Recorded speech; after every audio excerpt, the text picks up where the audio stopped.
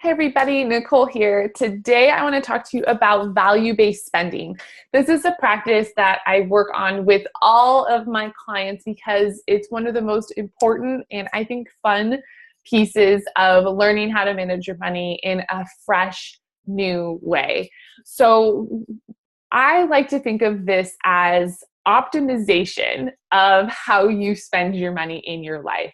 And in order to optimize, which is a very technical word, we have to do some inside work to figure out what things are the most important to us in our life and what is adding the most value to our life in the areas that we are spending money on.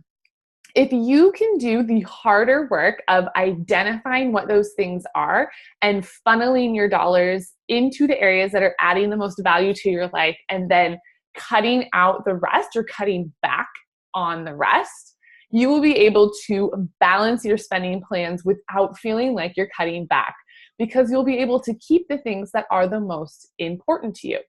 Now, this sounds really simple, but there are a few things that you can do to put it into practice and really get to the root of what these are, because this really does take some thought at first to really figure out and think about what spending is making you feel good and adding that value versus not. This is a practice. And so there are three questions that I use to level set on a high level basis with how things are going and how you're spending money on big things like cars or living arrangements or jobs, things like that. But you can also use these three questions to level set your week and how you're going to meal plan for dinners, or if you need to go shopping or not for clothes or other items. So these three questions can be applied in both of those ways. And those are: where are you overdoing it? Where are you not doing enough? And what feels good? So for example, one value of mine is trying to, feed my family the healthiest food, possible. And I'm not perfect by any means. This is like a practice that I'm working on to try to get better and better at it. There's a lot of Annie's mac and cheese going into my 2-year-old, but I try, right? I'm trying to do it and get better at that part of my life. And sometimes that means spending more money than I normally would if I was just looking for the cheapest groceries around. And so one thing that I like to do often is get local produce delivery. It's like a meal produce box that has 3 different meals for dinner in it. That's all like local organic foods. It's awesome. It's also kind of expensive. So it's definitely a value of mine. So I prioritize doing that, but I have to balance it with the other expenses and costs that are going on in our life. And so I did that box, recently for a few weeks in a row. And then I sat down on a Sunday when you have to order them. And I was like, you know what? We've been overdoing it with the boxes. Like, I can put some more effort into finding healthy alternatives this week. We need to skip the box and focus on saving some dollars because of some other expenses that are coming our way. So it's this constant balance of the cash flow versus the value there. Now, I like to always tell people, like, if the lattes are important to you, keep the lattes, because that's a classic financial example of something that we're told is, breaking the budget. That probably isn't true, but it isn't something you should be spending money on if it doesn't matter to you. If you're just doing and getting that coffee out of habit and it doesn't really matter, and you feel like you can get the same, cozy feeling with a mug of coffee from home, maybe getting coffee at your local coffee shop isn't a value for you.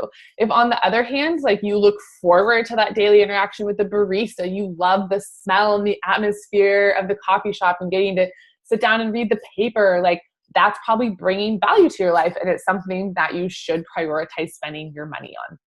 Now, the key to being able to give yourself permission to spend on these luxury items in your life is to, on the flip side, be able to cut what doesn't matter. And that can be a little bit harder, and the part that I don't want you to miss, because that's the key to being able to buy the lattes or the produce boxes, is to also know what doesn't matter to you. So one thing in my life that I was doing kind of out of habit for a lot of years was getting my nails done, getting manicures. And I just realized over time that like, it's not something that I really like to spend the time to go do. It's not my favorite thing. Like if I have an extra hour, especially now that I'm a mom, most of the time there's other things that I would rather be doing. So I don't work that money into our spending plan on a month-to-month basis.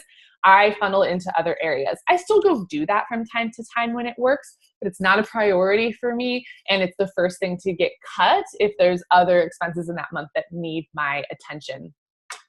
So the best way to put this stuff into practice is to start small.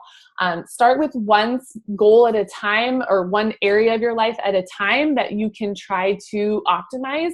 Maybe it's food, maybe it's clothing, maybe it's entertainment for you, whatever it is.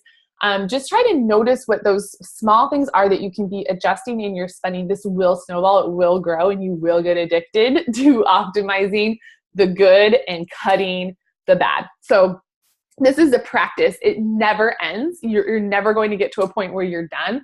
I'm still using this in my life today. It just, what I am working on evolves, and my focus is shift to different things as my life grows and changes. But this is something that I will always do, no matter what my income is, and no matter what, my budget looks like for the month. This is something that I will always do. Okay. So that is my introduction for you to value-based spending. And if you have any questions or comments on this, please let me know and reach out. This is one of my favorite things to talk about and teach people how to implement in their own lives. Thank you.